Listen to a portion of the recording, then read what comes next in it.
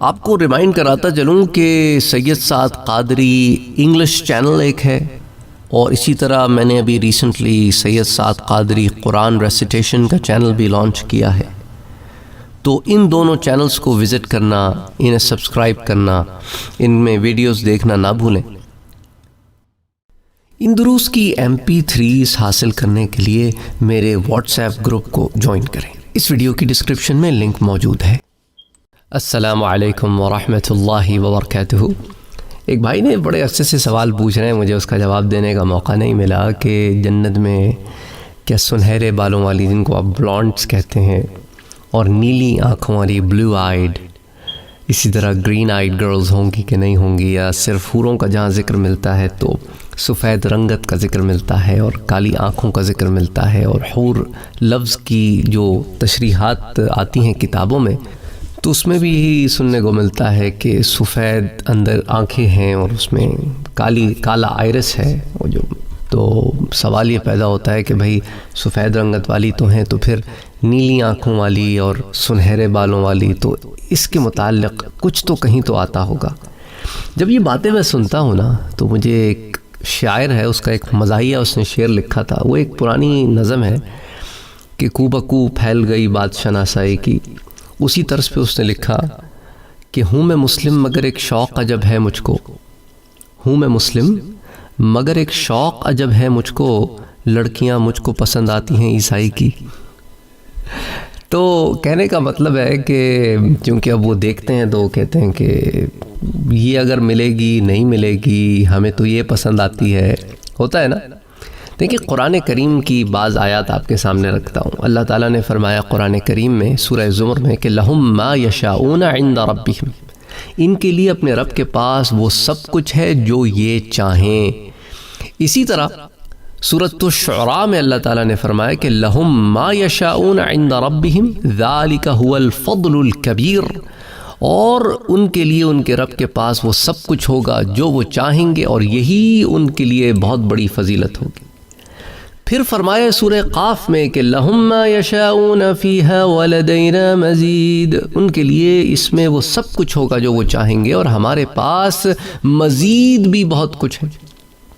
اب آ جاتے ہیں نیلی آنکھوں سے متعلق۔ دیکھیں ایک طرف تو حور کی ڈسکرپشن میں ہمیں ملتا ہے، مختلف علماء کی رائے ہے، علامہ قرطبی ہے، علامہ اور بھی بہت سارے علماء ہیں، طبری ہیں، کہ وہ حور کے جو میننگ لیتے ہیں وہ حورا سے لیتے ہیں کہ ایک سفید سکن ہے، وائٹ سکن ہے، اور اس کی آنکھوں کے بارے میں وہ کہتے ہیں کہ اس کی آنکھوں سے یہ چیز اخذ کی گئی ہے کہ اس کی بلیک آئیز ہیں، اور حورا جو ہے اسی عورت کو کہتے ہیں کہ جس کی خوبصورتی بڑی اعلیٰ ہو اور اس کی آنکھیں بڑی خوبصورت ہوں۔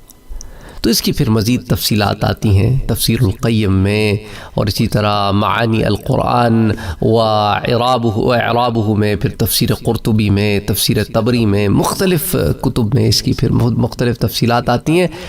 اب یہ دیکھیں کہ جو بلو کلر ہے نا، نیلا رنگ، عربوں کے ہاں اگر آپ تاریخاً دیکھیں تو نیلا رنگ ان کے ہاں نیگیٹیوٹی کی علامت تھی، ایولنس کی علامت تھی، اور سنہرے بالوں اور نیلی آنکھوں سے وہ ویسے بھی واقف نہیں تھے، نہ گرین آئیز سے، کیونکہ عربوں میں یہ چیز ہوتی نہیں تھی، نہ سنہرے بال ہوتے تھے، نہ نیلی آنکھیں ہوتی تھیں، نہ ہری آنکھیں ہوتی تھیں۔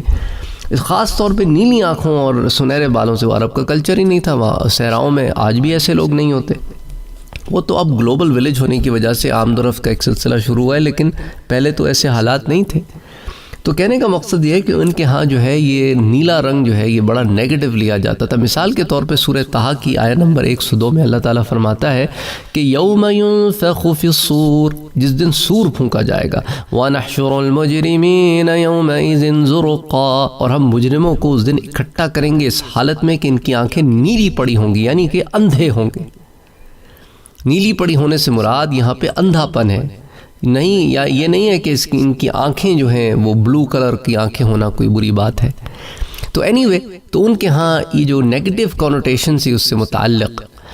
اچھا، اب یہ جو لفظ حور العین سے پہلے میں آپ کو یہ بتانا چاہتا ہوں کہ جیسا کہ آتا ہے کہ جنت ایک ایسی جگہ ہے کہ ما لا عین رات، کہ کسی آنکھ نے وہ چیز نہ دیکھی ہوگی، ولا اذن سمعت، نہ کسی کان نے سنا ہوگا، ولا خطر علی قلب بشر، نہ انسان کے کسی کسی انسان کے دل پر ہی اس کا کوئی اس قسم کا معاملہ گزرا ہوگا کہ وہ اس کی فہم رکھتا ہو، سمجھ رکھتا ہو، یعنی ایک ان سین، ان امیجنڈ، ان ہرڈ جگہ ہوگی۔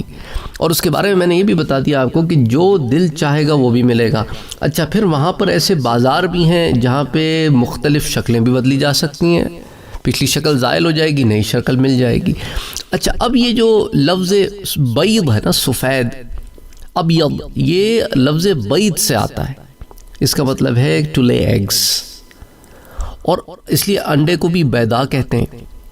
اب یہ جو لفظ بید ہے، یہ لسان العرب میں اس کو یوں بیان کیا جاتا ہے کہ اذا قالت العرب فلان ابیض وفلان بیضاء، کہ اگر جب عرب کہتے ہیں کہ بھئی فلاں آدمی سفید ہے، فلاں عورت سفید ہے، تو ان کا کہنے کا مقصد ہوتا ہے کہ وہ پیور ہیں۔ فالمعنی نقاء العقد من الدنس والعیوب لا يريدون به بیاض اللون، ان کا مطلب یہ نہیں ہوتا کہ صرف سفید رنگ ہے، وہ مطلب یہ ہوتا ہے کہ وہ پیور ہے، کلیئر فرام ڈیفیکٹس ہے، صرف یہ نہیں ہوتا کہ اس کی کمپلیکشن وائٹ ہے۔ اور اسی طرح وَإِذَا قَالُوا فُلَانٌ أَبْيَضُ الْوَجْهِ وَفُلَانُهُ بَيْضَاءُ الْوَجْهِ، تو جب وہ یہ کہتے ہیں کہ بھئی فلاں کا چہرہ سفید ہو گیا، چاہے مرد ہو یا عورت، تو کہنے کا مقصد ہوتا ہے the purity from any kind of blemishes and darkness، وہ پیورٹی کی طرف اس کی نشاندہی کرتے ہیں۔ العرب اسی طرح کہتے ہیں نا کہ رجل ابیض من بیاض اللون انما الابیض عندهم الطاہر النقی من العیوب، تو جب وہ کسی کو سفید کہتے ہیں تو اس کا مطلب یہ ہوتا ہے کہ purity from any kind of defects, ہر قسم کی خامیوں سے پاکی کو پھر وہ سفید رنگ سے، ابیض سے وہ اس کو توجیح دیتے ہیں۔ اسی طرح جو ہے اور بھی لسان العرب وغیرہ میں اسی طرح الذہبی بھی اس کے بارے میں لکھتے ہیں کہ فلان ابیض فانہم یریدون الحنط اللونی بحلیۃ السوداء، تو اس کے رنگ کے بارے میں کہ سفید رنگ ان اے سینس آف پیورٹی، اور اس کے کالے بالوں کی طرف کہ اس کے اندر وہ چیز ایسے چمکتی ہے۔ تو اسی طرح جو حور العین ہے، اس سے بھی مراد خوبصورتی ہے، حسن ہے، نہ کہ صرف محض صورت میں سفیدی ہے۔ اس میں پیوریفیکیشن کی طرف جو ہے اللہ تعالیٰ نے ہماری توجہ دلائی ہے کہ وہ پیوریفائیڈ ہوں گی۔ تو اسی لیے جو ہے اس میں بہت سارے لوگ جو ہے وہ مغالطے میں پڑ جاتے ہیں، اور اس کے علاوہ جو ہے مختلف اس قسم کے کویسچن، جب ایکسپوجر ہوتا ہے کہ یہ ہوگا، وہ ہوگا، یہ ہوگا، وہ ہوگا، تو ان تمام چیزوں کے لیے اللہ تعالیٰ نے قرآن کریم میں بڑا ایک سادہ سا ہمیں بات بتا دی ہے کہ لہم ما یشاؤون عند ربہم، ان کے رب کے پاس وہ سب کچھ ہوگا جو وہ چاہیں گے۔ یہی بہت بڑی فضیلت ہوگی، یعنی کہ انسان جو چاہے اس کو مل جائے، اور کیا فضیلت ہوگی۔ پھر اللہ تعالیٰ نے یہ بھی فرمایا وَلَدَيْنَا مزید، جو بتا دیا یہ تو تھوڑا سا ہے، وَلَدَيْنَا مزید، اور ہمارے پاس اور بھی بہت کچھ ہے ان کے لیے۔ پھر یہ بھی فرما دیا ذَلِكَ جَزَاءُ الْمُحْسِنِينَ، یہی بدلہ ہے نیکوکاروں کا۔ تو بہرحال اس کے اندر جو عام عرب میں دیکھیں قرآن کریم کی جو لنگوسٹکس ہیں، وہ عرب کی بدوؤں کی لنگوسٹک ہے جو مکے کے گرد و نواح میں رہتے تھے۔ تو قرآن نے بہت ساری چیزیں ان کے لیے وہی بیان فرمائیں جن سے وہ واقف تھے، جن کو وہ سمجھ سکتے تھے، کیونکہ قرآن ہی خود کہتا ہے کہ یہ ہم نے اس طرح اسے نازل فرمایا کہ تمہاری اس کے سمجھنے میں آسانی ہو۔ حالانکہ کائنات میں تو ہر قسم کی چیز ہے نا۔ اب دیکھیں نا، قرآن نے جیسے آموں کا ذکر نہیں کیا کیونکہ عرب آم سے واقف ہی نہیں تھے، اگر ہوتا بھی تو وہ سمجھتے نہیں آم کیا چیز ہے۔ اسی طرح بہت سارے ایسے فروٹس ہیں آپ نے کبھی زندگی میں نہیں دیکھے ہوں گے، کہ اگر آپ سے ان کا میں ذکر بھی کروں تو آپ کہیں گے کہ بھئی یہ کیا ہوتا ہے۔ اسی طرح بہت سارے لوگ ہیں جنہوں نے کبھی شریفے کا نام نہیں سنا، ایپل کسٹرڈ انگریزی میں کہتے ہیں، ان کو آپ بتا دیں تو وہ کہتے ہیں وہ کیا ہوتا ہے۔ آپ اس کا ذائقہ بھی بیان کریں تو بیان نہیں کر سکتے، ذائقہ بیان نہیں ہو سکتا۔ اس طرح سیب کتنے قسم کے، انگور کتنے قسم کے ہیں۔ صرف بیریز ہی اگر آپ دیکھیں نا تو 50 سے زائد قسم کے تو بیریز ہیں، ان کو اسٹرابیری، بلیک بیری، بلو بیری، گوس بیری، کیوی بیری، اور پتہ نہیں کس کس قسم کے بیریز ہیں۔ ہمارے ہاں تو 100 سال پہلے کیا 50-60 سال پہلے لوگوں کو بیریز نہیں پتہ تھے کہ کیا ہوتے ہیں، ہوتے نہیں ہمارے علاقوں میں۔ تو کہنے کا مقصد یہ ہے کہ قرآن کریم نے جب پھلوں کا ذکر کیا تو اس میں تمام پھل شامل ہو گئے۔ اب ضروری نہیں ہے کہ ہر پھل کو نام کے ساتھ بلایا جائے۔ اس طرح بہت ساری سبزیاں دنیا میں ہوتی ہیں، ہمارے ہاں نہیں ہوتی۔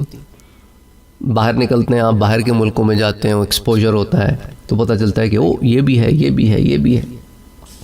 تو اسی لیے اللہ تعالیٰ نے ہر چیز کو کھول کھول کر بیان بھی فرما دیا، اور وہ چیزیں جو سمجھ سے قاصر تھیں ان لوگوں کے، ان کو مبہم رکھا اور جنرلائز بھی کر دیا۔